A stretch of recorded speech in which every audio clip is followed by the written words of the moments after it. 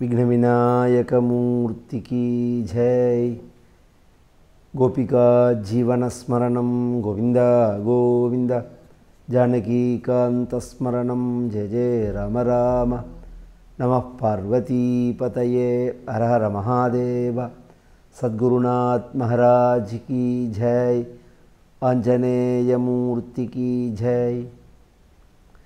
स्मृते सकलकल्याणभाजनं यत्र जायते पुरुषस्तमजं नित्यं व्रजामि शरणं हरिं। यशिवो नाम रूपाभ्यां या देवी सर्वमंगला, तयोः संस्मरणात् पुंसां सर्वतो जयमंगलम्। नारायणं नमस्कृत्य नरं चैव नरोत्तमं, देवीं सरस्वतीं व्यासं ततो जयमुदीरयेत्। योगीन्द्राय नमस्तस्मै शुकाय ब्रह्मरूपिणे, संसारसर्पदष्टं यः विष्णुरातममुमुचत्। कृष्णाय वासुदेवाय देवकीनन्दनाय च नन्दगोपकुमाराय गोविन्दाय नमो नमः। नमः पंकजनाभाय नमः पंकजमालिने, नमः पंकजनेत्राय नमस्ते पंकजाङ्घ्रये। मूकं करोति वाचालं पंगुं लङ्घयते गिरिं, यत्कृपात्तमहं वन्दे परमानन्दमाधवं। भक्तवात्सल्यजलधेः परमानन्दरूपिणः, अस्मदाचार्यराजस्य प्रपन्नोऽस्मि पदाम्बुजं। त्र्यम्बकपुराधीशं गणाधिपसमन्वितं, गजारूढमहं वन्दे शास्तारं कुलदैवतं। बुद्धिर्बलं यशोधैर्यं निर्भयत्वमरोगता, अजाड्यं वाक्पटुत्वञ्च हनुमत्स्मरणात् भवेत्। ओम श्री राधा रुक्मिणी सत्यभामा समेत श्री गोपालकृष्णाय परब्रह्मणे नमः। ओम सद्गुरु चरणारविन्दाभ्यां नमः। वाग्देव्यै नमः। ओम हनुमते नमः। श्रीहरये नमः। यश विष्णोर्भगवतः कलाभुवनपालिनी, इयञ्च लक्ष्म्याः सम्भूतिः पुरुषस्यानपायिनी। अयन्तु प्रथमो राज्ञां पुमान् प्रथयिता यशः, पृथुर्नाम महाराजः भविष्यति पृथुश्रवाः। इयञ्च सुदती देवी गुणभूषणभूषणा, अर्चिर्नाम वरारोह पृथुमेवावरुन्धति। ஸ்ரீ அப்பதியான பரம கருணாமூர்த்தியான பகவானுடைய வம்சத்தில் பகவானுடைய புத்திரர் பிரம்மா, பிரம்மாவருடைய மகன் ஸ்வயம்புவ மனு, ஸ்வயம்புவனுடைய மகன் உத்தானபாதன், உத்தானபாதனுடைய மகன் துருவன். அந்த துருவருடைய வம்சத்தில் வந்தவர் அங்கன் அப்படிங்கிற ராஜா. அந்த அங்கனுக்கு தான் குழந்தை இல்லாமல் யாகங்கள் பண்ணி வேணன் அப்படிங்கிற ஒரு குழந்தை பிறந்தது. அந்த வேணனுடைய வளர்ப்பு சரியில்லாதனால அந்த வேணன் ரொம்ப பிராணிஹிம்சை பண்ணுறவனாக, உலகத்தில் உள்ள எல்லாரையும் கஷ்டப்படுத்துகிறவனாக மாறிவிட்டான். பொதுவாக இந்த கல்யாணம் பண்ணும்போது ரொம்ப ஜாக்கிரதையாக நாம் பார்க்க வேண்டியது குலம், கோத்திரம், சம்ஸ்காரம், ஆச்சாரம், இவைகள் தான். இந்த சம்பிரதாயங்கள்லாம் நமக்கு ஒத்து போகிறதான்னு பார்க்கணும். இது தர்மத்தில் ருச்சி உள்ளவாளுக்கு. மிருகப்பிராயமாக எப்படி வேணாலும் இருக்கலாம் அப்படிங்கிறவாளுக்கு இந்த விஷயம் புரியாது, பொருந்தாது. நம்மளுடைய தர்மங்கள் கெடக்கூடாது. ஏன்னா வம்சம் அப்படிங்கிறது எதுவரையில், பரம்பரை அப்படிங்கிறது எதுவரையில் அப்படின்னு பேசும்போது விதுர நீதியில் சொல்கிறா, எது பரியந்தம் குலம் அப்படின்னா எது பரியந்தம் அந்த குலத்தினுடைய தர்மமானது செய்யப்படுகிறதோ அது பிரிந்தந்தான் அந்த குலம் இருக்குது அப்படின்னு அர்த்தம். இப்போ நான் அனந்தராம தீட்சிதருடைய வம்சம், நாராயண தீட்சிதருடைய வம்சம், குலம் அப்படின்னு சொன்னால் நான் உபன்யாசம் பண்ணாதான் அதை சொல்லலாம். நான் உபன்யாசம் பண்ணலை அப்படின்னு சொன்னால் நான் அந்த வம்சம் கிடையாது. ஏன்னா அவர் பண்ண தர்மத்தை நான் பண்ணலைன்னா அப்புறம் நான் அந்த வம்சம்னு எப்படி சொல்ல முடியும்? அப்போ அந்த வம்சத்தில் பிறந்ததுக்கு அடையாளம் என்னன்னா அந்த தர்மத்தை செய்யணும் அப்படிங்கிறது தான். இங்கே நாம் அந்த தர்மத்தை கெடாதபடிக்கு உள்ளதான பரம்பரையை தேர்ந்தெடுக்கணும். சுந்தரமூர்த்தி நாயனாரை பற்றி சொல்லும்போது சேக்கிழார் பெருமான் மாதொரு பாகனார்க்கு வழி வழி அடிமை செய்யும் வேதியர் குலத்தில் தோன்றி அப்படிங்கிறார். ரொம்ப அழகா எவ்வளோ பெரிய விஷயத்தை நம்ம பெரியவாள்லாம் சுலபமாக புரிகிற மாதிரி சொல்லிட்டு போனார்கள். சேக்கிழார் அப்படிங்கிறவர் என்ன பிராமணரா? இன்றைக்கி பாபிகள் பிராமணன் அப்ராமணன் பிரித்து எவ்வளோ பெரிய சண்டையை கொண்டு விட்டுட்டான். எவ்வளோ ஒரு ஒத்துமையோட எவ்வளோ ஒரு இதுவாக இருது. யாரோ ரெண்டு பேர் அசத்துகள் இருந்திருக்கலாம் உலகத்தில். பெரும்பாலாக கவனிச்சேன்னா எல்லாரும் ஒத்துமையோட சாத்வீகமாக இருந்த தேசம்தான் இது. இவன் காமிக்கிற மாதிரி உள்ள தேசமே கிடையாது. இந்த தேசத்தினுடைய மகிமையே அதுதான். இத்தனை பிரிவு, இத்தனை சம்ஸ்காரம், இத்தனை சமூகம், இத்தனை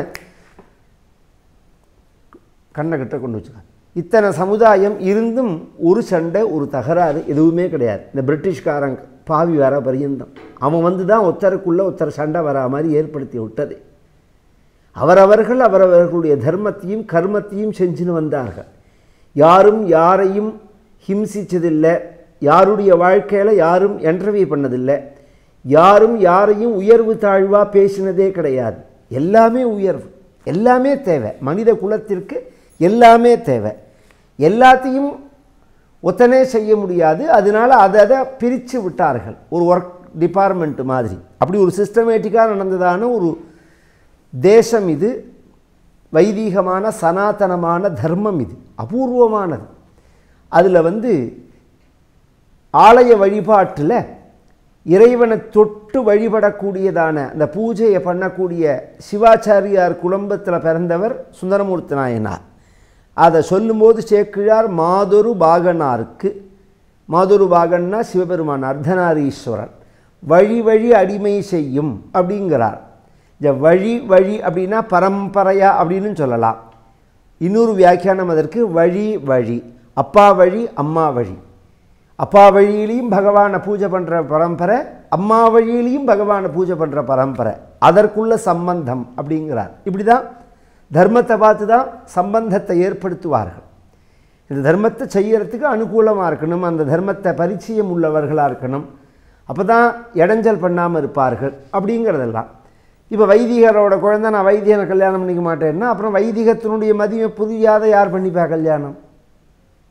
இது மாதிரி ஒவ்வொன்றையும் எடுத்துட்டா நான் டாக்டர் பொண்ணு எடுத்து கேட்டால் எனக்கு டாக்டரே வேண்டாங்கிறா. இவளே அவள் அப்பாவோட பழகி அந்த டாக்டர் தொழில்னால் என்ன மாதிரி நிர்பந்தங்கள் இருக்கும், ராத்திரி 12 மணிக்கு 1 வரைக்கும் ஃபோன் வரும் அப்படின்னு தெரிஞ்சு பார்த்தவள் அந்த பொண்ணே மாட்டேன்னு சொன்னான்னா சுயநலம். நம்ம தேசம் சொல்கிறது பொதுநலத்துக்காக சுயநலத்தை விடணும் அப்படின்னு நம்ம சாஸ்திரங்கள் சொல்கிறது. இன்றைக்கி உலகம் எப்படி இருக்குன்னால் சுயநலத்துக்காக பொதுநலம் அப்படிங்கிறத தியாகம் பண்ணுற மாதிரி இருக்குது. அப்போ என்ன ஆகும்னால் தேசமே தாறுமாறாக போயிடும். அவன் 12 மணி ஆனாலும் நான் ஃபோன் எடுக்க மாட்டேன், நான் பார்க்க மாட்டேன்னு சொன்னால் அப்புறம் நீ டாக்டரே படிச்சிருக்கக்கூடாது. நீ கரெக்டாக 9 மணிலேருந்து 8 மணி பிறந்த 5 மணி பிறந்த வேலை செய்கிற தொழிலை படிச்சுட்டு போயிட்டே இருக்கணும். நீ எப்போ டாக்டருக்கு படிச்சியோ அப்போ தியாக புத்தி இருக்கணும். எப்போ வக்கீலுக்கு படிச்சியோ அப்போ தர்மத்தை ஸ்தாபிக்கணும் அப்படிங்கிற எண்ணம் இருக்கணும். எப்போ நான் பிரவச்சனத்துக்கு படித்தேனோ அப்போ நான் நல்லதை எடுத்து சொல்லணும், சத்தியத்தை சொல்லணும் அப்படிங்கிறது இருக்கணும். வாயை வித்தா பொழப்பு நடத்துறது, கண்டபடி பணத்தை வாங்கிட்டு கண்டவனுக்கு சாதகமாக மாற்றி பேசுகிறதுக்கு பேரா தர்மம்னு பேர். விதுர நீதி ஆரம்பிக்கும் போதே எவன் தன்னுடைய ஞானத்தை அறிவை பணத்துக்கு விற்காமல் இருக்கானோ அவன்தான் பண்டிதன் அப்படிங்கிறார். பணத்துக்கு விற்றுருவார்கள், எதை வேணாலும் மாற்றி பேசலாம், எப்படி வேணாலும் பேசலாம்னா ஜனங்கள் குழம்பாதாது.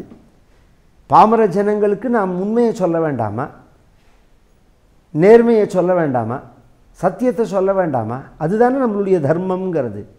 வருமானம் அது ஒரு பக்கம். அது நாம் எதுக்கு வந்தோம், என்ன செய்கிறோம் அப்படிங்கிறது இருக்கணும். அது மாதிரி சிவாச்சாரியார் அப்படின்னா இன்றைக்கி ஆச்சரியமானது. சிவாச்சாரியாருடைய தொழில் சாதாரண தொழில் இல்லை. ஒரு நாள் லீவு போட முடியாது.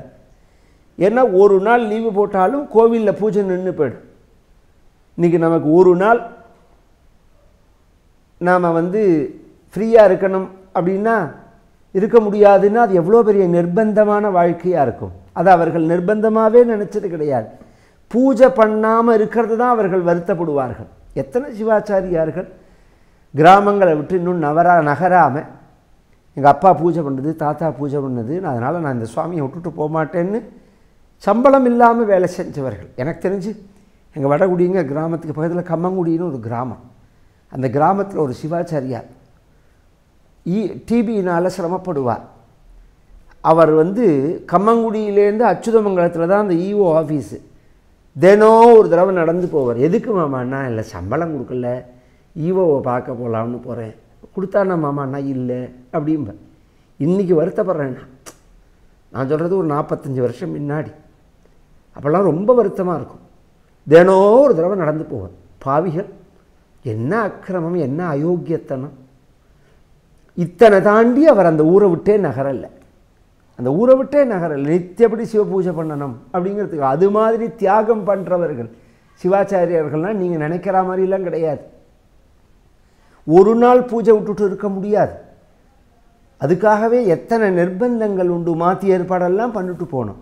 இந்த மாதிரி ஒரு சம்ஸ்காரம், இந்த மாதிரி ஒரு பழக்க வழக்கம், தர்மங்களை புரிஞ்சவர்களுக்குள்ள சம்பந்தம் ஏற்பட்டாதானே அதை ஒரு சுமையாக நினைக்காமல் இருப்பார்கள்.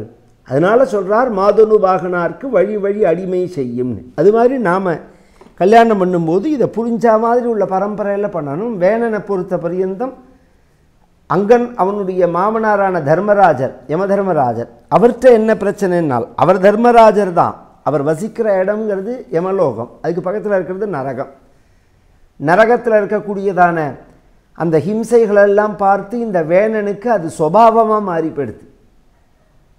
எல்லாரையும் நித்தியப்படி நரகத்தில் தண்டனை கொடுக்குறேன்னு அடிப்பார்கள், உதைப்பார்கள், தீயில் பொச்சுக்குவார்கள், எண்ணெய் கொப்பரையில் போடுவார்கள், சாட்டையால் அடிப்பார்கள், ரம்பத்தால் அறுப்பார்கள். இதெல்லாம் அவர்களுக்குள்ள தண்டனை.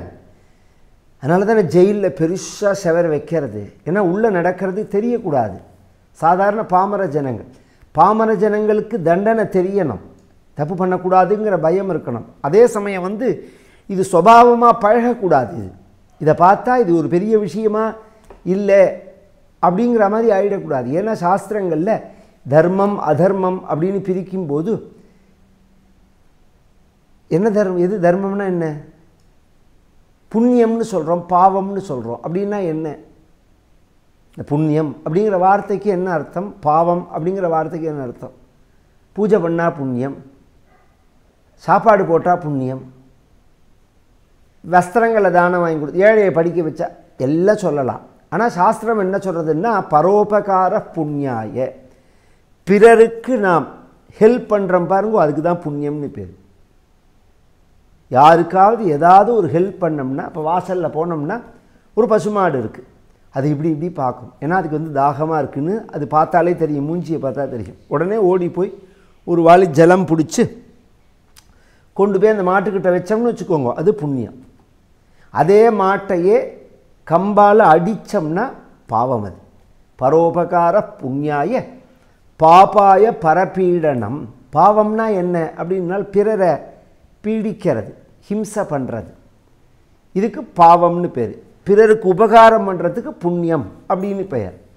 இவனுக்கு அந்த இது புரியாதபடிக்கு சகஜமாக பழகிப்படுது. சில குழந்தைகளை பார்த்து எல்லாம் கில்லும், அடிக்கும், எறும்பு போனால் அதை பிடிச்சி நெசுக்கும், பூச்சி இருந்தால் கொல்லும். இதெல்லாம் என்னென்னா அது 2 காரணத்தினால வரும். அந்த குடும்பத்தில் அவள் யாராவது செஞ்சால் அதை பார்த்துட்டு வந்திருக்கலாம், சுபாவத்திலேயே அந்த ஹிம்சைகள் பழகிருக்கலாம் ஜென்மாந்தர வாசனையினால். அப்போ பெரியவா தான் அதை கரெக்ட் பண்ணணும், அதெல்லாம் பண்ணாதுன்னு. இவனுக்கு ஒரு 10-12 வயசு பிறந்தோம், அது மாதிரி பழகி போய் படிஞ்சு போய் இவன் அழிச்சுன்னு இவனை சரி பண்ண முடியாமல் இது வருத்தப்பட்டு வேணனானவன் அங்க ராஜாவானவன் வீட்டை விட்டு போயிட்டான். பிள்ளை இல்லைன்னு முதல்ல வருத்தப்பட்டான். பிள்ளை இல்லாதது பெரிய துக்கம்னு நினச்சான். அப்புறம் குழந்தை இல்லாதது, அப்புறம் குழந்தையை அடையணும்னு யாகம் பண்ணினா, யாகம் பிறந்து அந்த குழந்தை பிறந்து அந்த குழந்தை ஒரு துஷ்டனா போக்கிரியாக இருந்து எல்லாரையும் அடித்து எல்லா கூட விளையாடுற குழந்தைகளெல்லாம் அடித்து கொலை பண்ணி இப்படிலாம் பண்ணுறதை பார்த்து அவனை தண்டித்தான். அவனும் திருந்தல்ல அப்படின்ன உடனே இப்போ என்ன நினைக்கிறான், உலகத்தில் யார் ரொம்ப உயர்ந்தவர்கள் அப்படின்னு சொன்னால் உலகத்தில் குழந்தை பிறக்காதவர்கள் தான். கதபத்தியம் வரம் மன்யே சதபத்தியாம் சுதாம் பதாத் நிர்வித்யேத கிருஹான் மர்த்யா யத்க்லேஷ நிவஹா கிருஹாஹ. அப்புறம் நினைக்கிறான் ஒரு விதத்தில் நல்ல பிள்ளையை காட்டிலும் கெட்ட பிள்ளை தான் உயர்வு, குழந்தை தான் உயர்வு. ஏன்னா கெட்ட பிள்ளை இருந்தால் தானே வைராக்கியம் வர்றது. சொன்னதை கேட்குறவனாக இருந்தான்னா அபிமானம் தான் இருக்கும். ஐயோ நம்ம குழந்தைய விட்டுட்டு நாம் எப்படி போகிறது அப்படின்னு தோணும். சொன்னதை கேட்காத குழந்தையாக இருந்தால் சனியன் தொலைஞ்சுதுன்னு விட்டுட்டு போகணும்னு தோணும். அது மாதிரி சொன்னதை கேட்காத குழந்தையாக இருக்கிறது தான் நமக்கு வைராக்கியத்துக்கு சௌரியமாக இருக்குது அப்படின்னு சொல்லிட்டு வீட்டை விட்டு ஓடி போயிட்டான். வீட்டை விட்டு ஓடி போனால் இவனை ராஜாவாக பண்ணால் திருடர்கள் ஒரு தொந்தரவு ஜாஸ்தியாக போயிடுதுன்னு சொல்லிட்டு இவனை ராஜாவாக பண்ணால் இவன் பெரிய திருடன் ஆகிட்டான். ரிஷிகள் எவ்வளவோ சொல்லி பார்த்தால் ரிஷிகளை பார்த்தும் ஜனங்களை பார்த்தும் நயஷ்டவியம் நகோத்தவியம் நதாத்தவியம் நதா த்விஜாக்வச்சிதி இது நிவாரயன் தர்மம். இது மாதிரிலாம் பண்ணக்கூடாது, பூஜை பண்ணக்கூடாது, ஹோமம் பண்ணக்கூடாது, யாகம் பண்ணக்கூடாது, தானம் பண்ணக்கூடாது இப்படின்னு பேரியெல்லாம் போட்டு ஜனங்களை சொல்ல. அப்போ ஜனங்கள்லாம் சொன்னார்கள், உங்கள் அப்பா அப்படிலாம் சொல்லலைப்பா, எவ்வளவோ தர்மங்களை பண்ணியிருக்கார் உங்கள் அப்பா. உலகத்தில் மக்கள் அப்படிங்கிறவர்கள் சுபாவமாகவே அவர்களுக்கு ஈகை குணங்கிறது உண்டு, தர்மத்தில் ருச்சி அப்படிங்கிறது உண்டு. அப்படிங்கிறது நீ இதெல்லாம் பண்ணாதே அப்படின்னு சொன்னேன்னா அந்த ஜனங்களுக்கு அது சரியாக வராது. நீ அப்படி சொல்லக்கூடாது. ஏன்னா பரஸ்பரம் பாவயந்தா துஷ்யந்திச்ச ரமந்திச்சா அப்படின்னு தேவதைகளுக்கும் நமக்கும் ஒரு ஒப்பந்தம் மாதிரி உண்டு. தேவதைகளுக்கு நாம் யாகங்கள் பண்ணி அவிர்வாகங்கள் கொடுக்கறதுனால தான் இயற்கை கரெக்டான நிலையில் இருக்குது. மழை பெய்யறதோ காற்றோ வருண பகவானோ வாயு பகவானோ அக்னி பகவானோ சூடோ சூரியனோ பூமியோ இதெல்லாம் கரெக்டாக இருக்க வேண்டாமா? நமக்கு பூமி அசைஞ்சுதுன்னா பூகம்பம், அப்படியே எல்லா கட்டடங்கள்லாம் இடிஞ்சு விழுந்துடும். காற்று அடிச்சதுன்னா எல்லாத்தையும் பெரட்டி போட்டுட்டு போயிடும். மழை பெஞ்சுதுன்னா இப்போல்லாம் மெட்ராஸில் மழை பெஞ்சது பாருங்க, அது மழை மட்டும் காரணம் இல்லை. ஆனால் இது மாதிரிலாம் மழை தொடர்ந்தாப்பில் பெஞ்சுதுன்னா மேலே பிருது சரித்திரத்தில் வரும். அந்த ஜலம் எப்படி இது பண்ணணுங்கிறத அதை எப்படி உபயோகப்படுத்தணுங்கிறத சொல்ல போகிறான் அவன். அழுகி போயிடும், உலகமே அழுகி போயிடும். சூரியன் சுட்டுதுன்னா அந்த எரிஞ்சு போயிடும். இதெல்லாம் கரெக்டான லெவலில் இருந்தால் தான் நம்மளால் ஜீவிக்க முடியும். இவர்களுக்கு நாம் கொடுக்கக்கூடியதான ஒரு அவிர்வாகங்கள் தான் யாகங்கள் அப்படிங்கிறது. அந்த யாகங்களை பண்ணக்கூடாதுன்னு இவன் சொல்ல, ஏன்னா நான் தான் உங்களை காப்பாற்றுறேன்னா, தேவதைகள்லாம் உங்களை காப்பாற்றலை, நான் தான் இதெல்லாம் திமிருன்னு பேர், அறிவின்மைன்னு பேர். உன்னை நீயே காப்பாற்றிக்க முடியாது, அப்புறம் நீ என்ன காப்பாற்றுறது?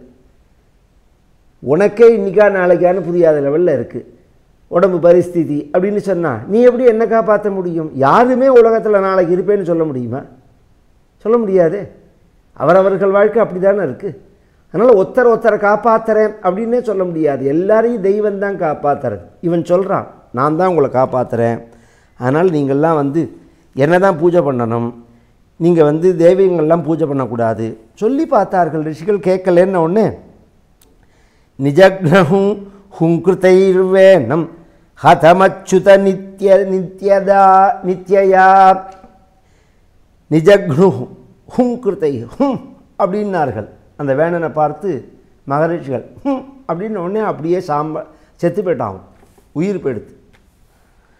அவனுடைய உடம்பை அவள் அம்மாவானவள் எடுத்து பத்திரப்படுத்தி வைக்கிறார். ஏற்கனவே அவன் பிறந்த போதே ஒரு ரிஷி சொல்லியிருக்கார், இது மாதிரி ஒரு அகாலத்தில் அவன் மரணம் அடைவான், உடம்பை எரிச்சுடாத புதைச்சுடாத, அதை எடுத்து பத்திரமா வையின்னு முதல்ல யாரோ சொல்லி வச்சுருக்கா. அதுபடி அவர் எடுத்து வைக்க கொஞ்ச நாளில் பழையபடி திருடர்களுடைய ஒரு தொல்லை தாங்க ஜாஸ்தியாக திரும்பவும் ராஜாவாக வேணும், என்ன பண்ணலாம் அப்படின்னு யோசனை பண்ண ரிஷிகள்லாம் என்ன பண்ணினார்கள், திரும்பி வந்தார்கள். ஏன்னா அந்த ராஜவம்சங்கிறது அந்த வம்சப்படி தான் வரணும். அப்போ தான் அதில் உள்ள அந்த சக்திகள் அப்படியே இருக்கும்.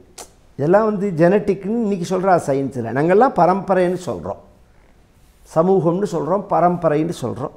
அந்த பரம்பரையாக அந்த தர்மம் வரணும். அப்போ தான் அந்த சுபாவம் இருக்கும். இவன் உடம்பை எடுத்து இருக்கான்னா இருக்கு, 4 எடுத்து வச்சு அவனோடத்தை கடைஞ்சார்கள் உடம்பை. வினிஷ்சிதைர்வம் ரிஷயா விபன்னஸ்ய மஹீபதேஹ மமந்தூரூம் தரசா தத்ராசீன் பாஹுகோ நரஹா. இந்த தொடையை பிடிச்சி கடைஞ்சார்கள்.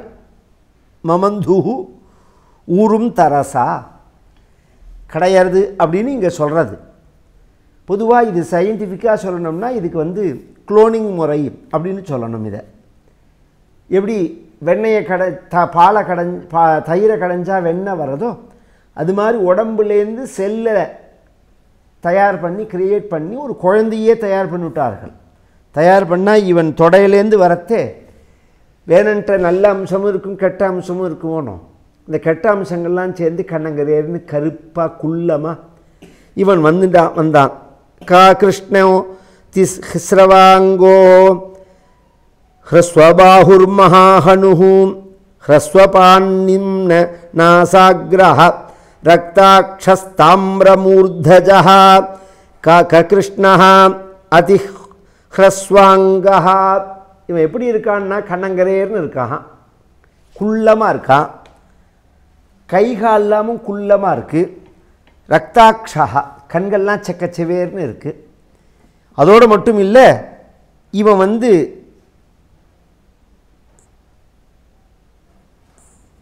இவன் அந்த ராஜ கலையோட உடம்பு இல்லை.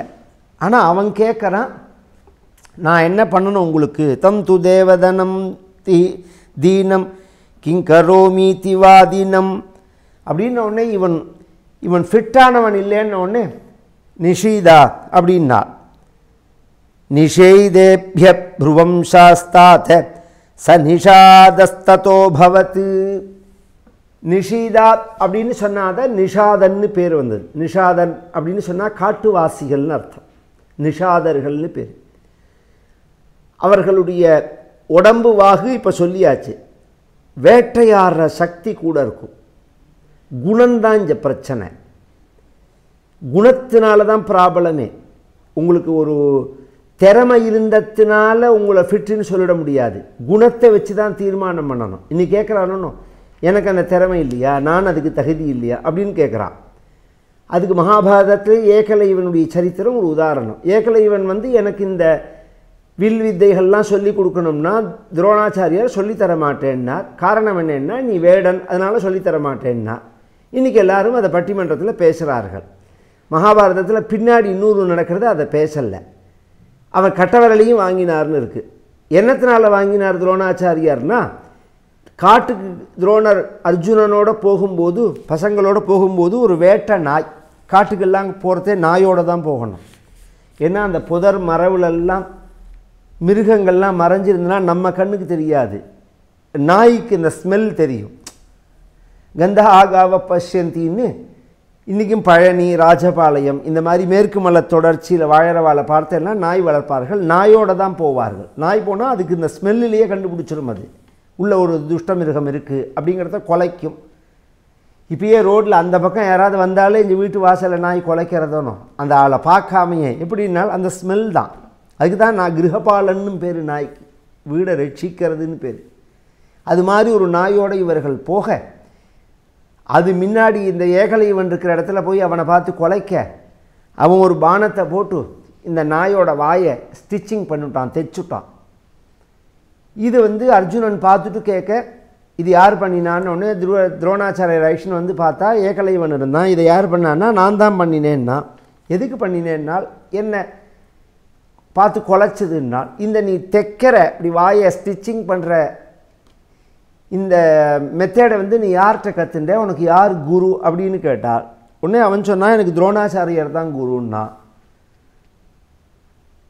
உடனே அர்ஜுனன் சொன்னான், எனக்கு இதை சொல்லி தரலையே நீங்கன்னு கேட்டான். இருறா ஒரு நிமிஷம்னார். எனக்கே தெரியல, ஒரு நிமிஷம் இருந்தார் துரோணர். அவனை கூப்பிட்டு சொன்னார், நான் தான் துரோணர், தெரியுமா உனக்குன்னார். தெரியும்னா, நான் உனக்கு எங்கே கிளாஸ் எடுத்தேன்னு கேட்டார் அவன். நான் எங்கே சொல்லி கொடுத்தேன்னு கேட்டார். நீங்கள் சொல்லி தரல, உங்கள்கிட்ட வந்து கிளாஸுக்கு வந்தேன்னா நீங்கள் வந்து சொல்லித்தர மாட்டேன்னு சொல்லிட்டார். ஆனால் உங்களை மாதிரி ஒரு ஸ்டார்ச், ஒரு பிம்பம் பண்ணி வச்சு அதை வந்து குருவாக நினச்சி நான் இன்னி பரிந்தம் அதுக்கிட்ட கற்றுட்டு தானாகவே எனக்கு வந்ததுன்னா, அப்போ என்ன தான் குருன்னு நீ சொன்னால் எனக்கு குருதட்சிணை கொடுக்க வேண்டாமான்னார். கண்டிப்பாக கொடுக்கணும்னா. என்ன குருதட்சிணை கொடுப்பேன்னு கேட்டார். நீங்கள் என்ன கேட்டாலும் கொடுப்பேன்னா. என்ன கேட்டாலும் கொடுப்பியான்னார். கொடுப்பேன்னா உன் கட்ட விரலை கொடுன்னா. கட்ட விரலை அப்படியே கட் பண்ணி கொடுத்துட்டான்.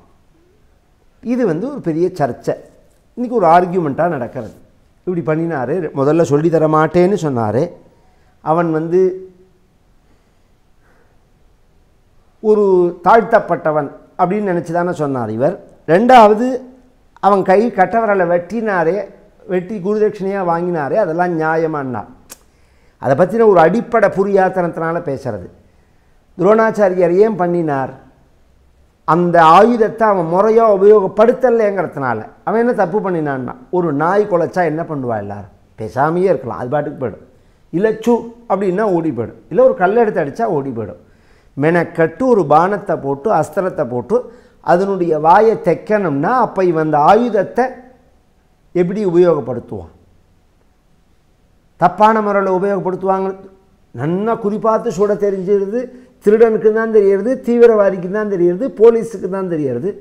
தீவிரவாதிகள் சுட்டாருங்கிறதுக்காக அவர்கள் திறமசாலிகள்னு சொல்ல முடியுமா? அவர்களை ஜெயிலில் தானே பிடிச்சி போடுறோம் நாம. அது மாதிரி தான் இது. அந்த ஆயுதங்களை உபயோகப்படுத்த திறமை இருந்ததுனால மட்டும் ஒருத்தனை கொண்டாட முடியாது. அவன் நல்லவனா கெட்டவனாங்கிற விஷயம் இருக்குங்க.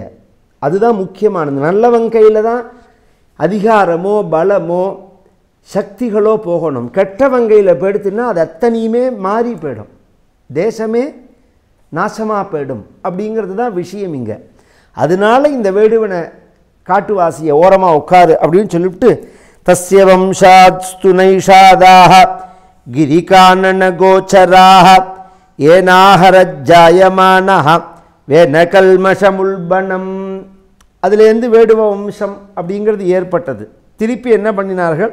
அதஹா தஸ்ய புனர்விப்ரைஹி அபுத்ரஸ்ய மஹீபதேஹ பாஹுப்யாம் மத்தியமானாப்யாம் மிதுனம் சமபத்யதே ஏஷ விஷ்ணோர்பகவதः கலாபுவனபாலினி யஞ்ச லக்ஷ்மியா சம்பூதிஹி புருஷஸ்ய அனபாயினி.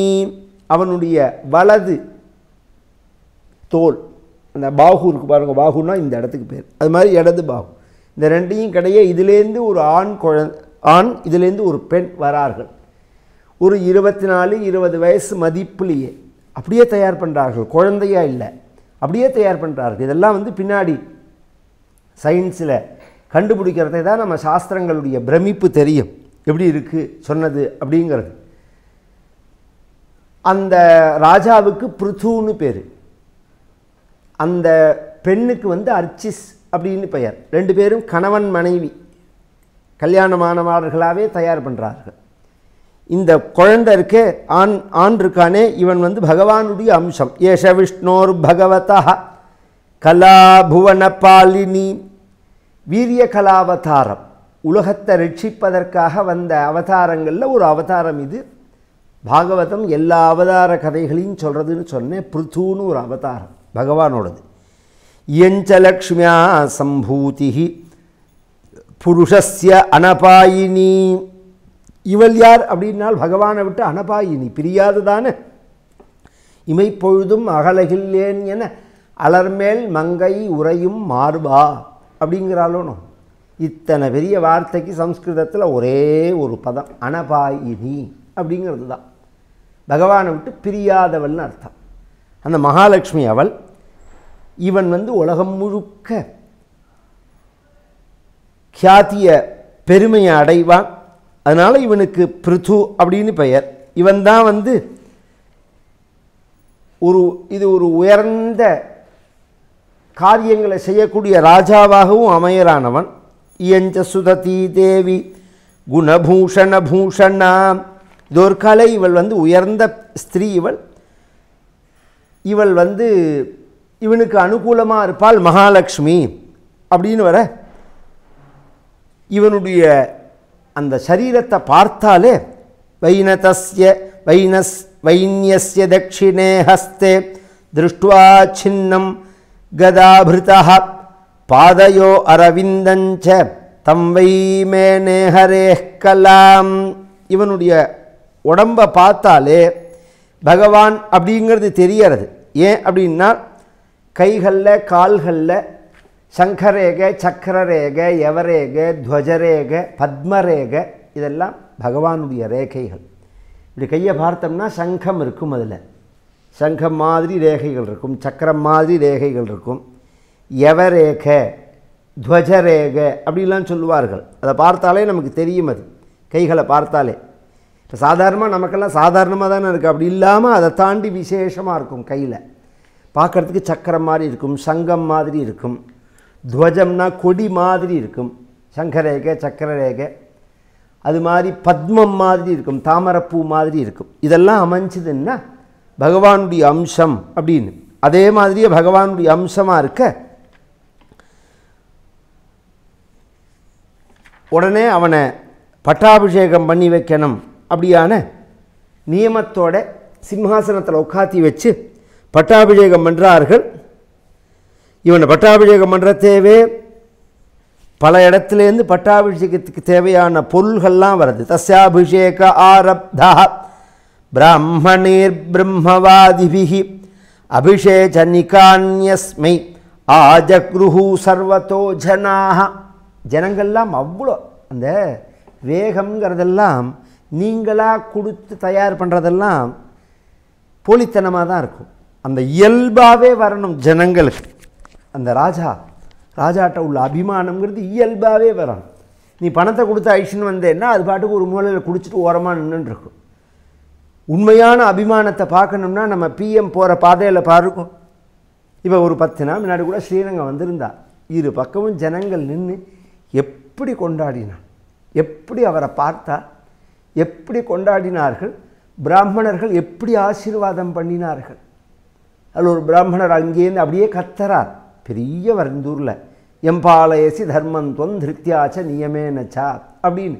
நீ எந்த தர்மத்தை அனுஷ்டானம் பண்ணுறையோ அந்த தர்மமே உன்னை ரட்சிக்கட்டும் அப்படின்னு ராமாயணத்தில் கௌசல்யா ஆசீர்வாதம் பண்ணுறார். அது அப்படியே ஆசீர்வாதம். பிரதமர் அதை திரும்பி பார்க்கலேங்கிறது விஷயம் இல்லை. ஜனங்கள்லாம் அப்படி ஒரு அபிமானம், இந்த பிரியம் வரணும் ஹிருதயத்திலேருந்து. இவன் நம்மளை ரட்சிக்கிறவன், நமக்கு உண்மையான நன்மையை செய்கிறவன், உண்மையான தியாகி, உண்மையான தர்மிஷ்டன் அப்படிங்கிறது நல்லவன்கிறது ஹிருதயத்தில் படணும். நீங்கள் பணத்தெல்லாம் கொடுத்து சம்பாதிக்கிறது அதெல்லாம் நீடிக்காது. வருமானம் இருக்கிறவன் தான் கொண்டாடுவான், இல்லைன்னா வெய்வான். அதெல்லாம் நீடித்து நிற்காது. இந்த பிருத்து மேலே உள்ள அபிமானத்தினால அத்தனை ஜனங்களும் நதிகள்லாம் வரது, சமுத்திரங்கள்லாம் வரது, கொண்டு வந்து கொட்டுறது. எல்லா விதமான ராஜ சின்னங்கள்லாம் வந்து சேர்றது. குபேரன் சிம்ஹாசனத்தை கொண்டு கொடுத்தான். வருணன் வந்து கொடையை கொடுத்தான். வாயு பகவான் வெண்சாமரத்தை கொடுக்கிறார். தர்மதேவரை மாலைகளை கொடுக்கறது. இந்திரன் வந்து கிரீடத்தை கொடுத்தான். யமன் வந்து தண்டத்தை கொடுக்கிறான். பிரம்மதேவர் வந்து கவச்சத்தை கொடுக்கிறார். சரஸ்வதி தேவி அழகான ஹாரத்தை கொடுக்கிறார். மகாவிஷ்ணு சுதர்சன சக்கரத்தை கொடுக்கிறார். மகாலட்சுமி அஷ்டைஸ்வரிய சமிருத்தியை கொடுக்கிறார். சிவபெருமான் 10 சந்திரபிம்பங்கள் பொறிக்கப்பட்டதான அந்த வாளை கொடுக்கிறார். அம்பிகையானவள் 100 சந்திர பிம்பங்கள் பொறித்ததான கேடயத்தை கொடுக்கிறார். சந்திரன் வந்து குதிரைகளை கொடுக்கிறான். தொஷ்டா அழகியதான ரதத்தை கொடுக்கிறான். இப்படி ஒவ்வொரு தேவதைகளும் கொண்டு கொற்றார்கள். ஒரு ராஜாவுக்கு தேவையான அத்தனையும் கொடுக்கிறார்கள். அவனை காயகர்கள்னு சொல்லுவார்கள். ராஜசபையில் ஒரு காலத்தில் அந்த வம்சம், அந்த பரம்பரை, அந்த தர்மம் இதனுடைய பெருமையை சொல்லி பாடணும். இன்றைக்கும் பார்க்குற போனோம் மேடையிலெல்லாம் பணத்தை வாங்கின்னு புகழ் பாடுறவர்களை பார்க்குற மத்தியில் அது மாதிரி உள்ளவர்கள் அன்றைக்கே உண்டு. அது பரம்பரையாக இருக்கும். அந்த பரம்பரையை தெரிஞ்சு பாடுவார்கள். அது மாதிரி அவர்கள் பாட ஆரம்பிக்கிறதேவே இவன் சொல்கிறான், அப்படி பண்ணக்கூடாது. மகத்குணான் குணாத்மனி घातुमीशः गुणानात्मनि घातु कर्तुमीशः कस्थावकैः स्थावयते सतोपि तेस्या भविष्यन्निधि विप्रलब्धः जनावहासं कुमतिर्न वेद. நான் ஒன்றுமே பண்ணலை, இப்போ தான் நான் ராஜாவாயிருக்கேன், என்னை பற்றி கொண்டாடுறதுக்கு என்ன இருக்குது? ரொம்ப தப்பு. நான் எதாவது செஞ்சாலே அதை நீங்கள் பாடி நான் கேட்கக்கூடாது. ஒருத்தன் தன் புகழை சொல்லி தானே உட்கார்ந்து ரசித்தான் அப்படின்னு சொன்னால் அவன் எடுத்த வாந்தியை அவனே சாப்பிட்டான்னு அர்த்தம். புரிந்து சொல்கிறான். ஏன்னா நாய் என்ன பண்ணும், ரோட்டில் அது வாந்தி எடுத்துக்கிட்டு அதுவே சாப்பிடும். அது மாதிரி தன் பெருமையை தானே சொல்லி கேட்கறது. ஜனாவகாசம் குமத்தியம் நவேத. உத்தமமானவர்கள் அதுக்கு அனுமதிக்க மாட்டார்கள். புகழ் என்ன சப்ஜெக்டோ அதை பற்றி பேசும்பார்கள். கொண்டாடுக்கிறதுக்கெலாம் அனுமதிக்க மாட்டார்கள். ஏன்னா அவன் டியூட்டியை செய்கிறான். நீ என்ன புண்ணியம் உண்டு நான் செய்கிறேன், இதை செய்யறதுக்கு தான் நான் வந்திருக்கேன். நீ நான் கொண்டாடணுங்கிறதெல்லாம் விஷயம் வேறு, கொண்டாடுறது மட்டுமே வேலையாக இருக்கும். அப்படிலாம் பண்ணக்கூடாது. பிரபோ ஹியாத்மனஹ ஸ்தோத்திரம் ஜுகுப்சன்னபி விஸ்ருதாக. அவர்கள் நல்ல பாத்திரர்களாக இருந்தாலும் அவர்கள் தன்னுடைய புகழை சொல்கிறத ஒத்துக்க மாட்டார்கள். உலகத்தில் விஷ்ணு சஹஸ்ரநாமத்தில் சொல்லும்போது ஸ்தவ்யா ஸ்தவப்பிரியா அப்படிங்கிறது விஷ்ணு சஹஸ்ரநாமம் பகவானை பற்றி சொல்லும்போது. ஸ்தவ்யன் அப்படின்னா ஸ்தோத்திரம் பண்ண தக்கவன், ஸ்தவப்பிரியன் அப்படின்னா ஸ்தோத்திரம் பண்ணுறதுல விருப்பம் உள்ளவன். கவனித்து கேட்கணும். ஸ்தோத்திரம் பண்ணுற தக்கவன், ஸ்தோத்திரம் பண்ணுற விருப்பம் உள்ளவன், ரெண்டு தகுதி. இதில் ரெண்டாவது தகுதி நம்ம எல்லாருக்கும் உண்டு. நம்மளை பற்றி ஒருத்தர் கொண்டாடி பேசினா நமக்கு பிடிக்காதா என்ன? ரொம்ப பிடிக்கும். முதல்ல ஒரு தகுதி சொன்னேன் பாருங்க, ஸ்தவ்யா அப்படின்னு, ஸ்தோத்திரம் பண்ண தக்கவன்னு. அந்த தகுதி நம்மக்கிட்ட இருக்கா அப்படிங்கிறது தான் இந்த கேள்வி. அப்படியே இருந்தாலும் அது நிரந்தரமாக இருக்குமா அப்படிங்கிறது அடுத்த கேள்வி.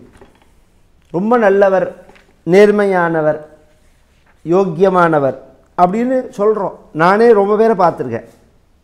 ஒருத்தர் ஒரு பெரிய விழாவில் நம்ம இருக்கிறதே ஒருத்தர் பேசினார், பேரை சொல்ல வேண்டாம், அவ்வளோ நேர்மையாக பேசினார். பின்னாடி பார்த்தா அப்படியே சைடு அடித்தா மாதிரி பேசினார். நான் அன்றைக்கி ஆச்சரியப்பட்டு போனேன், இவ்வளோ நேர்மையானவாள்லாம் இருக்காளா காந்தியவாதிகள்லாம் அப்படின்னு. பின்னாடி பார்த்தா அப்படியே மாறி போயிடுது. கேட்டால் காலம்னு சொல்லுவாள். இவருங்க உங்களுக்கு எப்போ இதை பிடிக்கலையோ அப்போ விலகிக்கலாம். அதுக்காக மனசாட்சிக்கு விரோதமாக பேசலாமா? அது நியாயமா? அது அப்போ ஒருத்தர் மனிதனுடைய குணங்கிறது நிரந்தரமாக இருக்கிறதில்ல. நாமே ஒருத்தர் நல்லவன்னு சொன்னோம்னு வச்சுக்கோங்களேன், கொஞ்ச நாள் கழிச்சு சில பேர் சொல்லுவா, நீங்கள் நல்லவன்னு சொல்லலே அவர் இது மாதிரி காரியத்தை பண்ணாருன்னு. எத்தனையோ பேர் வாழ்க்கையில் பார்க்குறோமே, கெட்டவனும் கெட்டவன் இல்லை, நல்லவனும் நல்லவன் இல்லை, நிரந்தரமாக இருக்கிறதில்ல. நிரந்தரமான நல்லவனாகவும் யாரும் இருக்கிறதில்ல, நிரந்தரமான கெட்டவனாகவும் யாரும் இருக்கிறதில்ல. அதனால் அவர்களை நாம் கொண்டாட முடியாது, தூஷிக்கவும் முடியாது. அப்போ நிரந்தரமான குணம், நல்ல குணங்கள் யாரிடம் இருக்குது அப்படின்னால் பகவான் ஒத்தன்ட்டு தான் இருக்குது. அதனால் உலகத்தில் உள்ள ஜனங்கள்லாம் யாரை கொண்டாடணும் அப்படின்னு சொன்னால் பகவானை மட்டும்தான் கொண்டாடணும். சத்யுத்தம ஸ்லோக குணானுவாதே ஜுகுப்சிதம் நஸ்தவயந்தி சப்யாக தஸ்மாத் பரோக்ஷமனுபஸ்பிருஷ்யதாம் யலம் கரிஷ்யதः ஸ்தோத்திரமபீச்ய வாசः சத்யுத்தம ஸ்லோக குணானுவாதேஹ ஜுகுப்சிதம் நஸ்தவயந்தி சப்யாக. பகவானை கொண்டாடினோம் அப்படின்னு சொன்னால் அதில் ரொம்ப விசேஷம். அதில் நேரத்தை செலவழிக்கிறதுக்கு பதிலாக அற்ப மனிதர்களை கொண்டாடலாமா? அவர்களை பற்றி நாம் பேசி நேரத்தை வீணடிக்கலாமா அப்படின்னு சொல்லிவிட்டு என் காரியத்தை பார்க்க விடுங்கள்னா, என் காரியத்தை பார்க்க விடலுங்கன்னா இவன் முதல்ல லோகக்ஷேமத்துக்காக யாகம் பண்ணுறான். சரஸ்வதி நதி தீரத்தில் 100 அஸ்வமேத யாகங்களை பண்ணணும் அப்படின்னு தீர்மானம் பண்ணுறான். அதுக்கப்புறம் அவன் பண்ண போகிற காரியங்கள் எல்லாம் இவர்கள் பாடுறார்கள். அதுக்கு முன்னாடி இந்த பூமியை பற்றின ஒரு ப்ராப்ளம் இருந்தது.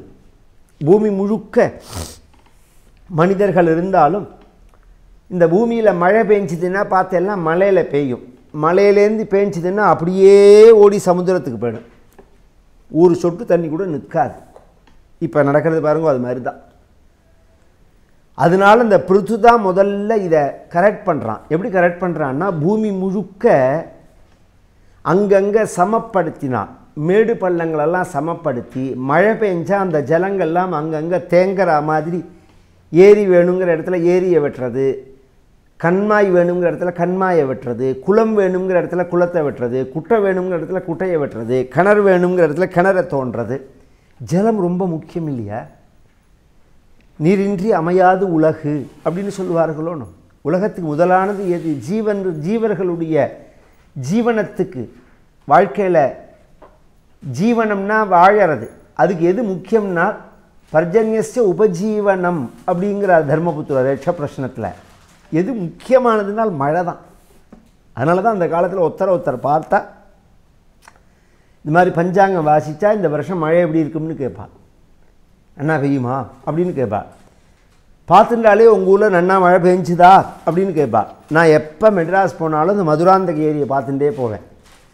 இந்த வருஷம் பார்க்குறேன் தண்ணியே இல்லை சுத்தமாக. இத்தனை மழை பெஞ்சுதுன்னு சொல்கிறா, தண்ணியே இல்லை. முதல்ல இந்த மதுராந்தக ஏரியே தூரே வாரல்ல, ஜம்முன்னு வாரணும். அதை நான் அப்போ 20 வருஷம் முன்னாடியே இந்த மதுராந்தக ஏரியை பார்த்துருக்கேன். அப்படியே அலை அடிச்சு நிற்கும் ஜலம். அது செங்கல்பட்டெல்லாம்.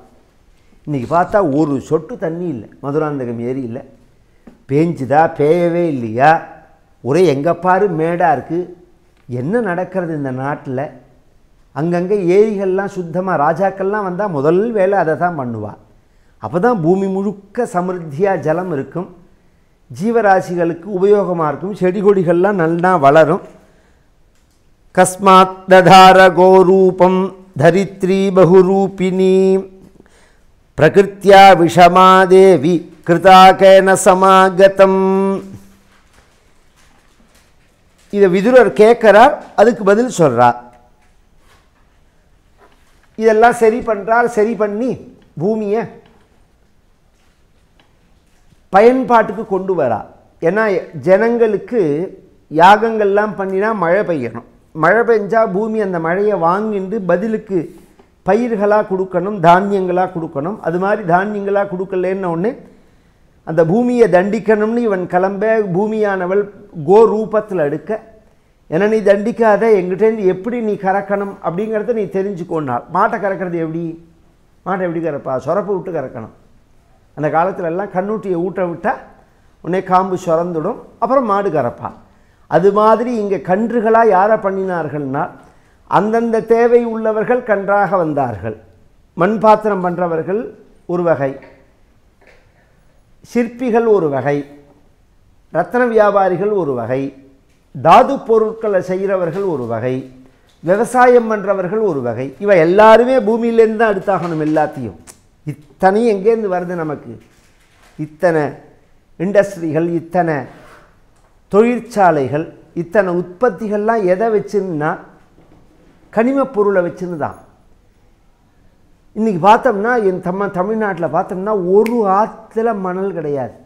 ஒரு ஆற்றுல மணல் கிடையாது. எல்லா மணலும் சொல்ல வேண்டிய ஒரு நாளைக்கு 10,000 லாரி 20,000 லாரின்னு அதர் ஸ்டேட்டுக்கு, அதர் கண்ட்ரிக்கு போயிடுது.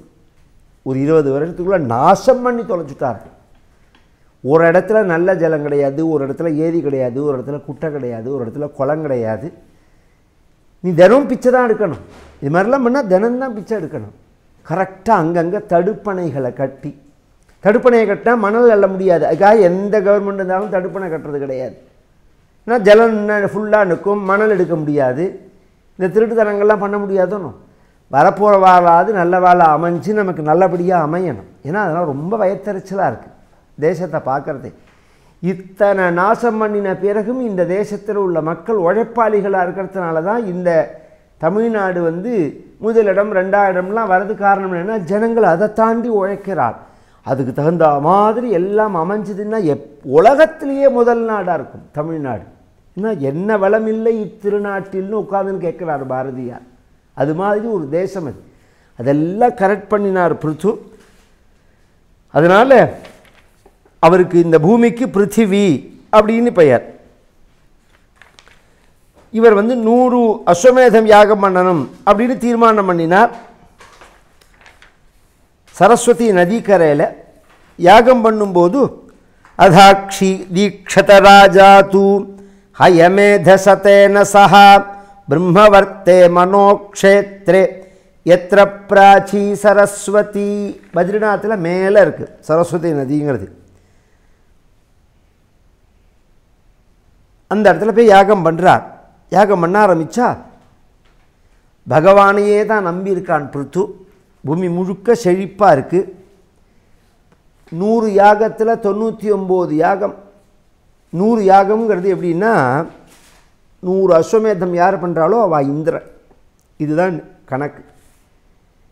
இந்திரன் அப்படின்னு தனியாக ஒரு பர்த்து கிடையாது, பிறப்பு கிடையாது. பின்ன 100 அஸ்வமேதம் யார் பண்ணினாலோ அவர்கள் இந்திர பதவியை அடைஞ்சிருவார்கள் அப்படிங்கிறது தான் சாஸ்திரங்களில் சொல்லப்பட்டிருக்கு. அதனால் இந்திரன் என்ன பண்ணுவான், அந்த யாகத்தை பண்ண விடமாட்டான். அதுக்காக என்ன பண்ணுறான் அவன், இவர் யாகம் பண்ண ஆரம்பித்த உடனேவே 99 யாகத்தை பண்ணிவிட்டார். 100வது அஸ்வமேதத்தை பண்ண விடலை. சரமேனாஸ்வமேதேன யஜமானே யஜுஷ்பதிம் வைன்ய யஜ்ஞ பசும் ஸ்பர்தன் அனபோவாஹத்திரோஹிதா தமத்ரிர்பகவானைக்ஷத் அத்வரமானம் விஹாயசாம் ஆமுக்தமிவ பாகண்டம் யோ தர்மே தர்ம விப்ரமः அத்ரிணாச்சோதிதோ ஹந்தும் பிருதுபுத்ரோ மகாரதः அன்வதாவத சங்கிருத்ய திஷ்ட திஷ்டேதி சாப்ரவீத். இவர் 100வது யாகம் பண்ணும்போது அந்த யாகத்துக்கு சம்பந்தப்பட்டதான குதிரையை இந்திரன் திருடின்னு போகிறான். எப்படி திருடின்னு போகிறான்னா, சாது வேஷம் போட்டுண்டு திருட்டுத்தனம் பண்ணுவார்கள்ங்கிறத இந்திரன் தான் காமிக்கிறான். இந்த கிராமத்தில் ஒரு வச்சனம் வரும், நல்லவன் வரான் சொம்பெடுத்து உள்ள வைன்னு சொல்லுவார்கள். ரொம்ப நல்லவன் வரான் சொம்பெடுத்து உள்ளே வச்சிடும் அப்படின்னு பார்த்தா விபூதி ருத்ராட்சம் அமக்கலமாக இருக்கும், சாமாங்கானா போயிடும். அது மாதிரி வேஷத்தில் தான் இப்போ திருட்டு ஜாஸ்தியாக நடக்கிறது. இதெல்லாம் நல்லவர்கள்னு நாம் நம்புகிறோமோனோ. இன்றைக்கும் உலகம் எந்த வேஷத்தை நல்லவர்கள்னு நம்புறதோ அந்த வேஷத்தில் திருடலாம் அப்படிங்கிறத காமிச்சு கொடுத்தவனே இந்திரன் தான்.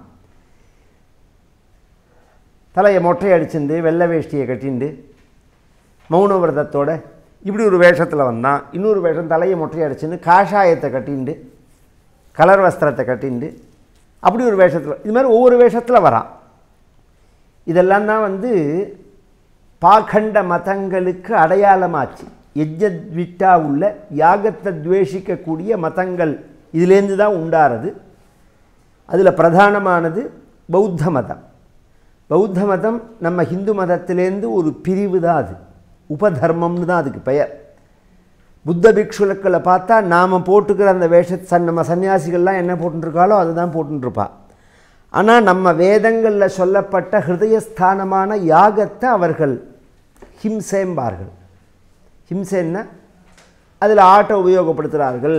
பசுன்னா பசுமாடு இல்லை, பசுன்னு அதில் உபயோகப்படுத்துகிற ஜீவனுக்கு பெயர். குதிரையை உபயோகப்படுத்துகிறார்கள் அப்படிலாம் சொல்லுவார்கள். அது ஒரே ஒரு இது யாகத்துக்காக உபயோகப்படுத்துறது. அந்த விஷயத்தை விடுவோம். அதை ஹிம்சேன்னு சொல்கிற அந்த மதத்தில் உள்ளவர்களுடைய வாழ்க்கை முறை பழக்க வழக்கங்களை சாப்பிட்டா இன்றைக்கி உலகத்திலேயே அதிகமாக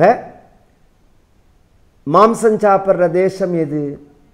அதுதான் இந்த கேள்வியே. எதை வேணாலும் சாப்பிட்லாம்ங்கிறது. இப்போ இந்த பாரத தேசத்திலலாம் எடுத்துட்டா கூட இது ஆடு மாடு மீன் கோழி இப்படி தான் சாப்பிடுவான். இதே இந்த பௌத்த மதம் வியாபிச்சிருக்கக்கூடிய தேசங்களெல்லாம் பார்த்தெல்லாம் ஒன்றை மிச்சம் வைக்கிறது கிடையாதவா. மலைப்பாம்பு எண்ணெய், வௌவால் எண்ணெய், பல்லி எண்ணெய், பறவை எண்ணெய், தவக்கலை எண்ணெய் பார்த்தாலே வைத்த குமட்டும். அது மாதிரி ஒன்றை மிச்சம் இல்லாமல் சாப்பிட்றார்கள். கேட்டால் அதை அஹிம்சை அப்படின்னு சொல்கிறார்கள். நம்ம மதம்தான் அஹிம்சையை போதித்த மதமே. மற்ற மதங்கள்லாம் பேருக்கு தான், அவுட்லெட் தான், உள்ளுக்குள்ளே ஹிம்சை தான். அதுதான் அந்த சம்பந்தர் சரித்திரத்தில் சொல்லுவார், அப்பர் சுவாமிகள் வந்து சம்பந்தரை போகாதீங்கோம்பர் மதுரைக்கு. ராணி மங்கையர்க்கரசியார் கூப்பிட்டாருன்னு உடனே இவர் வந்து வேதாரண்யத்துலேருந்து கிளம்புவர். நீங்கள் போகக்கூடாது, ஏன்னா இப்போ வந்து காலம் சரியில்லை, தீதிரு நட்சத்திரங்கள் திதிகள் இது மாதிரி உள்ள காலங்களில் பிரயாணம் பண்ணக்கூடாது அப்படின்னு சொல்லும்போது அப்போ சம்பந்தர் சொல்லுவார், கோளறு பதிகம் பாடி சொல்லுவார், இதெல்லாம் நம்மளை ஒன்றும் பண்ணாது, நவகிரகங்கள்லாம் நமக்கு அனுகூலமாக தான் இருக்கும். வேயுரு போ தோழி பங்கல் விடமுண்ட கண்டன் மிக நல்ல வீணை தடவி மாசரு திங்கள் கங்கை முடிமேல நிந்தியல் உளமே புகுந்த அதனால் ஞாயிறு திங்கள் செவ்வாய் புதன் வியாழன் வெள்ளி சனி பாம்பிரண்டும் உடனே ஆசரு நல்ல நல்ல அவை நல்ல நல்ல நல்ல அடியாரவர்க்கு மிகவே. அபூர்வமான நவக்கிரக தோஷங்களை போக்கக்கூடியதான பதிகம் இது. யாருடைய ஹிருதயத்தில் எம்பெருமான் தியானிக்கப்படுகிறானோ நினைக்கப்படுகிறானோ அவர்களுக்கு ஞாயிறு திங்கள் செவ்வாய் புதன் வியாழன் வெள்ளி சனி பாம்பிரண்டும் உடனே ஆசரு நல்ல நல்ல அவை நல்ல நல்ல அடியாரவர்க்கு மிகவே அப்படிங்கிறார். அப்போ சம்பந்தரை பார்த்து சொல்கிறார், நீங்கள் போகக்கூடிய அந்த மதுரையில் சமணர்கள் இருக்கார்கள், அவர்களுடைய கொள்கை அப்படிங்கிறது அஹிம்சைங்கிறது, அஹிம்சையை ஸ்தாபிக்கிறது, நிலைநாட்டுவது அப்படிங்கிறது.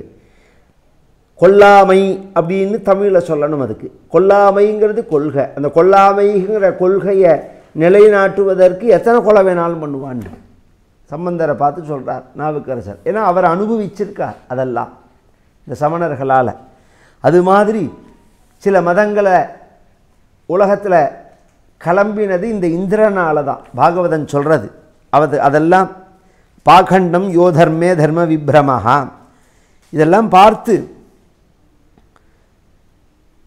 நல்லவன் மாதிரி காட்சி கொடுக்கக்கூடியதான தீயவர்கள் அப்படின்னார்.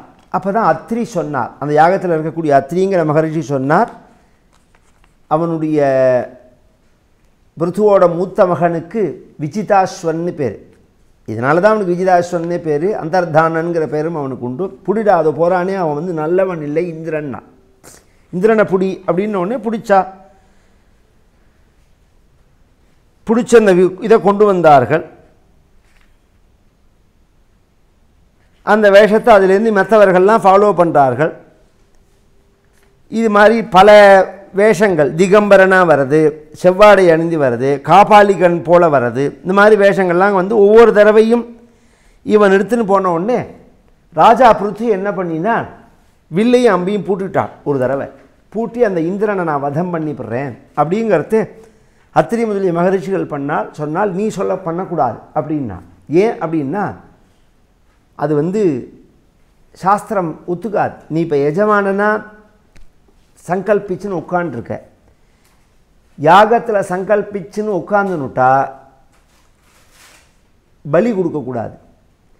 அங்கே விதிக்கப்பட்ட பலியை தான் கொடுக்கலாம், அவிகிதமான பலி பண்ணக்கூடாது. பண்ணினா அது பாபமாக போயிடும். அதனால் நீ பண்ணாத, நாங்கள் பார்த்துக்குறோம். எப்படி யாகத்தை கெடுக்க வந்தால் அதுக்கு என்ன பண்ணணும் அப்படின்னு சாஸ்திரங்களில் வழி சொல்லிருக்கு. அதனால் அந்த ரீதியில் நவத்யோ பவதான்மிந்திரஹா யஜ்ஞோ பவதனுஹூம் யஞ்சிகாம்சத யஜ்ஞேன யஸ்யேஷ்டாஸ்தனவஹா சுராஹா. நீ கவலைப்படாத, நாங்கள் பார்த்துக்கிறோம் அப்படின்னு சொல்லிவிட்டு அவனை யாகத்திலேருந்து கட்டி அவனை கொண்டு வந்து ஆகுதியாக கொடுக்கணும் அப்படின்னு தேவதைகள் அந்த மந்திரத்தினால ரிஷிகள் முயற்சி பண்ண. அப்போ பிரம்மா வந்து சொன்னார், இந்த இந்திரனை ஒன்றும் நீங்கள் பண்ணக்கூடாது. ஏன் அப்படின்னா இந்த மன்வந்தரத்துக்கு இவன் தான் இந்திரன்னு நான் நியமிச்சிருக்கேன். இப்போ நீங்கள் இவனை கொண்டுட்டேன்னா அந்த என்னுடைய வாக்கு பொய்யா போயிடும். ஒரு சமயம் ராவணனுக்கும் யமதர்மராஜனுக்கும் சண்டை வந்தது. அந்த சண்டையில் என்ன பண்ணிவிட்டார், யமதர்மராஜன் தன்னுடைய தண்டத்தை எடுத்துட்டார். தண்டத்தை எடுத்து ராவணன் மேலே போட போயிட்டார். ராவணனுக்கு வரன் கொடுத்தது பிரம்மாதான். உன்னை மனிதர்கள் வானரங்களை தவிர யாராலையும் உனக்கு வதம் ஏற்படாது, எந்த ஆயுதத்தினாலையும் உன்னை கொல்ல முடியாதுன்னு வரம் கொடுத்தது அவர் தான். யமதர்மராஜனுடைய தண்டத்துக்கும் சக்தி கொடுத்தது பிரம்மாதான். இதை யார் மேலே போட்டாலும் அவர்கள் அதை கொல்லும் அப்படின்னு. இப்போ எது நிறைவேறும், இதை போட்டால் அது அந்த வரன் பொய்யா போயிடும், அவனை காப்பாற்ற போனால் இந்த வரன் பொய்யா போயிடும். அப்போ யமதர்மராஜனை கூப்பிட்டு சொல்கிறார், நீ போடாதரான்னு பிரார்த்திச்சின்றார் பிரம்மா. அது மாதிரி இங்கே தடுத்து நீ அதை பண்ணாத, உனக்கு 100 அஸ்வமேத பலனை நான் தரேன். அதுக்கு அவன் சொன்னான், எனக்கு இந்திர பதவி வேண்டாம்னா. ஏன் அப்படின்னு சொன்னான், நான் சொர்க்கம் போகணுங்கிற ஆசையில் இந்த யாகத்தை பண்ணலை, பின்ன நான் இருக்கிற இந்த பூமியையே சொர்க்கமாக பண்ணணும் அப்படின்னு தான் இந்த யாகத்தை பண்ணுறேன். இந்த பூமியே சொர்க்கமாக பண்ணணும் அப்படிங்கிற ஆசையில் தான் பண்ணுறேன்னு சொல்லி இவன் பிருத்துராஜன் இந்த பூமியை அப்படி சொர்க்கமாக பண்ணி ராஜ்ய பரிபாலனம் பண்ணின்னு வர அவனுடைய யாகத்துக்கு அவன் யாகம் பண்ணுற இடத்துக்கு சனகாதிகள் வரார்கள். பகவானபி வைகுண்டா சாகம் மகவதா விபு யஜ்ஞீஹி யஜ்ஞபதிஸ்துஷ்டா யஜ்ஞபுகு தமபாஷதா. பகவானே நேர வர அந்த யாகத்துக்கு பிருத்துக்கு அனுகிரகம் பண்ண, பிருத்து பரம சந்தோஷப்பட, சனகாதி மகரிஷிகள் வர என்ன வரன் வேணும்னு பகவானை பற்றி ஸ்தோத்திரம் பண்ண, என்ன வரன் வேணும்னு கேட்க, எனக்கு விதஸ்வ கர்ணாயுத மேஷமே வரஹான்னு பகவான்கிட்ட பிரார்த்திக்கிறான். பகவான் கேட்குறார், உனக்கு என்ன வரன் வேணும்னு கேட்டார். எனக்கு 10,000 காது வேணும்னா. ஏன் அப்படின்னு சொன்னால், எல்லாரும் பகவத் குணம் சொல்கிறாள் என்கிட்ட, நான் சொல்கிறேன்னு நான் சம்பாவனை பண்ணுறேன் அப்படிங்கிற ஆசையினால் அவர்கள் வரல, நான் அதை அனுபவித்து கேட்குறேன் அப்படிங்கிறதுனால எங்கிட்ட பகவத்குணம் சொல்லணும்னு ஆசைப்படுறார்கள். அவர்கள் சொல்கிற அந்த பகவத்குணத்தை நான் அனுபவித்து கேட்குறதுக்கு எனக்கு 10,000 காது வேணும். வேத பிரார்த்தனை அது பத்ரங்கர்னே விஷ்ணு யாமதேவா, என் காதுகள் எப்போதும் நல்லவைகளையே கேட்கணும் அப்படின்னு பிருத்து பிரார்த்திச்சுன்ற பரியந்தம் இன்றைய சரித்திரம். மேலே சனகாதிகளுடைய அனுகிரகம், பிருத்துவனுடைய வம்சம் முதலியவைகள்லாம் சொல்லி பிரச்சேதசர்கள் பிராச்சீன பரிஷத்துன்னு தன் யாகம் பண்ணுறார். நாரதர் அவருடைய யாகசாலையில் திருப்பி எதுக்காக இந்த துருவ சரித்திரத்தை ஆரம்பித்தாருங்கிற கதையெல்லாம் சொல்லி புரஞ்சனனுடைய சரித்திரத்தோடு இந்த 4வது ஸ்கந்தமானது பூர்த்தியானது.